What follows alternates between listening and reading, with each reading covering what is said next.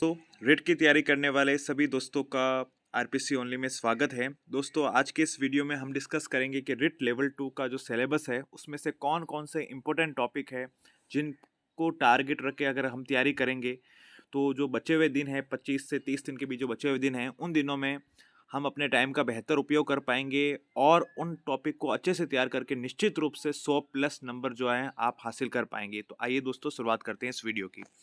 दोस्तों सबसे पहले बात करें साइकोलॉजी, तो साइकोलॉजी में आपकी जो पहली इकाई है बाल विकास, जिसमें वृद्धि एवं विकास की संकल्पना, विकास के विभिन्न आयाम एवं सिद्धांत, विकास को प्रभावित करने वाले कारक, वंशानुक्रम में वातावरण की भूमिका, ये सब चीज़ें दी हुई है। दोस्तों ये टॉपिक को मैंने इसलिए चूज किया है क्योंकि ये एक इकाई है, इसमें से 5 के करीब क्वेश्चन आएंगे और सबसे बड़ी बात है कि ये टॉपिक बहुत छोटा है, तो आप आराम से 5 कम टाइम में आप अधिक स्कोर कर सकते हैं। तो बाल विकास आपको पढ़ना है। उसके बाद दोस्तों टॉपिक है व्यक्तिगत विभिन्नताएं, व्यक्तित्व और बुद्धि। ठीक है, तो इसमें से जो टॉपिक है बुद्धि का टॉपिक अपेक्षाकृत छोटा है, उसमें से सिद्धांत और मापन दिए हुए हैं, अधिकांश सवाल पूछा जाता है और विशेष रूप से बहुबुद्धि का जो सिद्धांत है उस पर क्वेश्चन जरूर बनेगा। तो आपको जो बुद्धि का टॉपिक है आप उस पर स्पेशल जोर देके पढ़ सकते हैं। बाकी भी टॉपिक पढ़ सकते हैं लेकिन मैं इंपॉर्टेंट टॉपिक बता रहा हूँ जिन पे आप अधिक फोकस करोगे तो आपको निश्चित रूप से फायदा मिलेगा। उसके बाद दोस्तों जो इकाई है चौथी इकाई, उसमें है अधिगम। तो अधिगम का अर्थ, संकल्पना, अधिगम को प्रभावित करने वाले कारक, इसको अच्छे से पढ़ना है और अधिगम के जो सिद्धांत हैं, ठीक है, वो आप अच्छे से पढ़ लेंगे। उसमें से निश्चित तौर पे सवाल बनते हैं, पिछले साल के पेपर्स देखें तो आप इन पे अधिक जोर देंगे तो आपकी सफलता मिल जाएगी। उसके बाद दोस्तों आते हैं जो हमारी अंतिम इकाई है, निश्चित रूप से इस इकाई में से सवाल बनेंगे। शिक्षा का अधिकार अधिनियम आपको अच्छे से पढ़ना है, क्रियात्मक अनुसंधान, शिक्षण अधिक्रम, ठीक है, इन पे फोकस करना है। इसके अलावा एनसीएफ जो है उस पे फोकस करना है, आकलन, मापन, मूल्यांकन, इनमें से सवाल बनते हैं, उपलब्धि परीक्षण से बनते हैं। तो 5वीं इकाई तो मोस्ट है, 5 सवाल बन जाएंगे और काफ़ी कम टाइम में आपके तैयार हो जाएगी। कुछ आपके पहले पढ़ा हुआ भी होगा और नहीं भी पढ़ा हुआ होगा तो आप आराम से इन टॉपिक को अच्छे से कवर कर सकते हो। शिक्षा का अधिकार तो आपको याद करना ही पड़ेगा, आपके आगे भी खूब काम आने वाला है। उसके बाद दोस्तों बात करते हैं लैंग्वेज फर्स्ट में, अधिकांश अभ्यर्थी हिंदी चुनते हैं तो मैंने लैंग्वेज फर्स्ट के रूप में हिंदी के टॉपिक ही बताऊंगा। उसमें देखो हिंदी में दोस्तों आपकी दूसरी इकाई है जो वो काफ़ी छोटी है, आराम से आप कर सकते हो। पहली इकाई में काफ़ी व्याकरण दे रखी है, आप तत्सम, तद्भव, पर्यायवाची, विलोम सब बहुत टाइम खराब कर दोगे, तो वो आपको नहीं देखनी है। ठीक है, अगर आप चाहो तो संधि और समास के रूल देख सकते हो। ठीक है, दूसरी इकाई अच्छे से कवर करने कुछ नहीं होता, एक पैसेज आता है, अपठित गद्यांश होता है, उसमें से आपको वचन का लिंग बताने होते हैं और राजस्थानी शब्दों के हिंदी रूप बताने पड़ते हैं। तो आप थोड़ी 3-4 थोड़ी बार प्रैक्टिस कर लोगे तो आपके अच्छे स्कोर हो जाएगा। तीसरी जो आपकी इकाई, उसमें से भी वाक्य रचना, वाक्य के अंग, वाक्य के प्रकार, पदबंध, मुहावरे और लोकोक्तियाँ, विराम चिन्ह, छोटा टॉपिक है, इजीली हो जाएगा। उसके बाद आपके शिक्षण वीडियो से संबंधित 3 टॉपिक है। सिंपली प्रैक्टिस ज़्यादा करनी है इन टॉपिक्स पे, भाषा की शिक्षण विधि, भाषा शिक्षण के उपागम, ठीक है, कोई भी अच्छी सी जो मंगलम की गाइड होती है शिक्षण विधियों से संबंधित, ठीक है, या फिर लक्ष्य की जो अलग से आती है हिंदी की, उसमें से आप ये 3 इकाइयाँ अच्छे से तैयार कर लो, आपके अच्छे स्कोर हो जाएंगे। उसके बाद दोस्तों लैंग्वेज सेकंड के रूप में हम चूज करेंगे इंग्लिश और संस्कृत दोनों देखेंगे, क्योंकि कुछ अभ्यर्थी इंग्लिश लेते हैं, कुछ संस्कृत लेते हैं, तो वहाँ पे हम चलते हैं। दोस्तों लैंग्वेज सेकंड के रूप में इंग्लिश की बात करें तो इंग्लिश में आपकी पहली इकाई होती है linking device, subject verb, concord और इन्फरसेंस। तो ठीक है, तो इसमें से आप लिंकिंग डिवाइस, ये इकाई बहुत छोटी है, आप इजीली कर सकते हैं और जो उनके इंग्लिश टीचर होगी उनके लिए बहुत ईजी हो जाएगी। उसके बाद अनसीन पोएम आएगी जिसमें से आपको कुछ मतलब इंग्लिश भाषा के जो फिगर ऑफ स्पीच होते हैं वो पहचानने होते हैं, तो आप इसमें से मेटाफर वगैरह जो भी पर्सोनिफिकेशन है इजीली पहचान सकते हैं, तो आप इस इकाई पे फोकस कर सकते हैं। तीसरी इकाई जिसमें मॉडल वर्ब्स आ जाएंगे, आइडम्स फ्रेज आ जाएंगे, लिटरी टर्म्स आ जाएंगे, तो ये भी बहुत इजी है। Elegy, sonnet, short story, drama, थोड़ी थोड़ी जानकारी इनके बारे में ले लेते हैं, स्कोर कर सकते हैं। फिर अगर फोनेटिक्स आपके अच्छे हैं तो फोनेटिक्स तैयार कर सकते हो, और अगर तैयार नहीं है तो आपको शिक्षण विधियाँ तो पढ़नी है, वही आपकी जो लैंग्वेज फर्स्ट वाली थोड़ा थोड़ा अप्रोच काम आ जाएगा। जो ये शिक्षण विधियाँ, method of evaluation, remedial teaching, ठीक है, ये आपने लगभग आप साइकोलॉजी में थोड़ा बहुत पढ़ोगे, थोड़ा बहुत आपने सब्जेक्ट में भी पढ़ोगे, तो आपके कवर हो जाएगा। थोड़ी थोड़ी जानकारी इनकी ले लीजिएगा। उसके बाद दोस्तों संस्कृत में बात करें तो संस्कृत में जो पहली इकाई है वो ग्रामर से संबंधित है, बहुत डीप हो जाएगा। ठीक है, आपका कॉमन सेंस काम करेगा क्योंकि आपने हिंदी में पढ़ी होगी, लैंग्वेज फर्स्ट के रूप में तो थोड़ा बहुत आप सवाल कर ही लोगे, हिंदी संस्कृत ज़्यादा डिफरेंट नहीं है, तो पहली 2 इकाई को आप स्किप कर सकते हैं। अंतिम जो 3 इकाइयाँ हैं उन पे आपको अधिक फोकस करना है। तीसरी, चौथी, पहले अंतिम 3 इकाई तो शिक्षण विधियों से संबंधित तो बहुत अच्छे से करनी है। इसके अलावा संख्या ज्ञान, ये माहेश्वर सूत्र, ये भी आप देख सकते हैं, छोटा टॉपिक है, इजीली समझ में आ जाएगा और इजीली आप स्कोर कर लोगे तो संस्कृत में आपको इन टॉपिक पे फोकस कर सकते हैं। आप दोस्तों बात करते हैं एसएसटी वाले, जो मैं साइंस की बात नहीं करूँगा क्योंकि साइंस का मुझे इतना आइडिया नहीं है।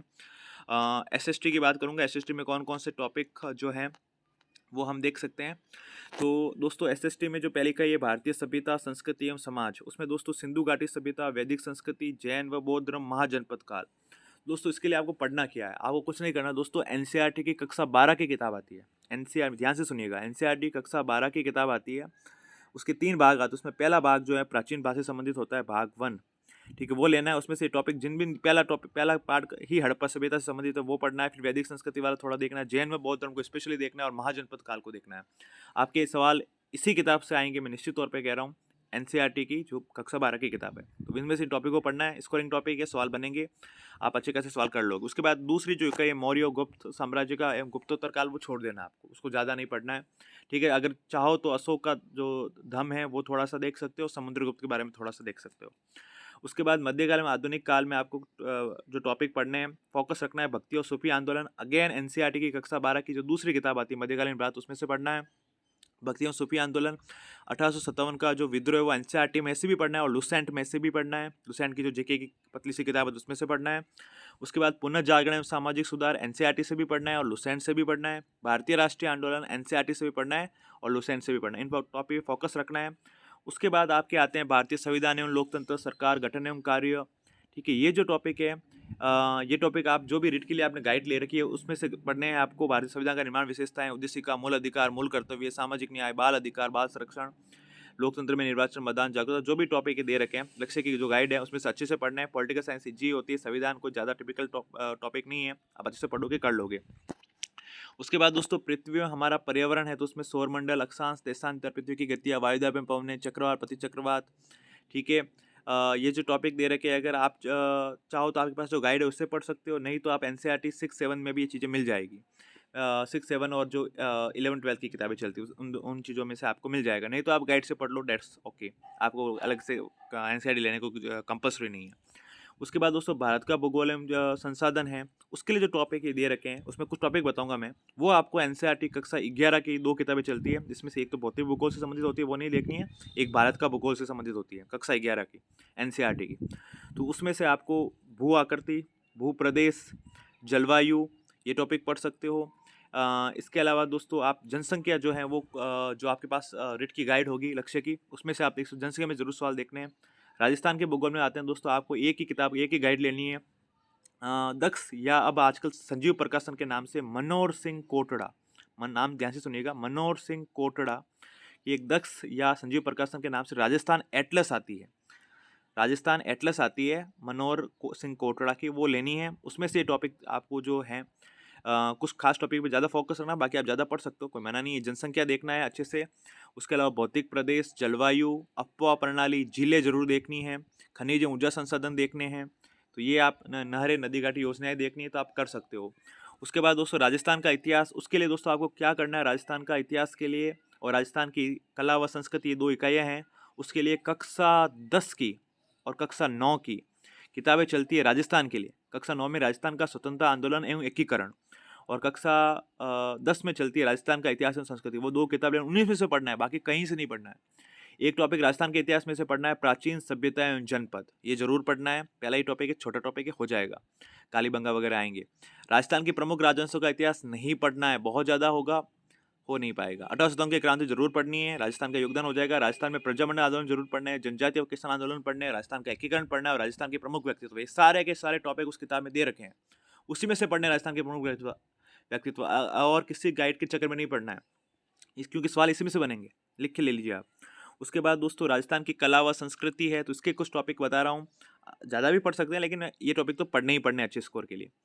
तो वो भी उसी किताब में से पढ़ने हैं। कक्षा 10 की राजस्थान का इतिहास एवं कला संस्कृति, उसमें राजस्थान के मेले दे रखे हैं, वो पढ़ने हैं, ठीक है। राजस्थान के दुर्ग महल स्मारक उसमें दे रखे हैं, वो पढ़ने हैं।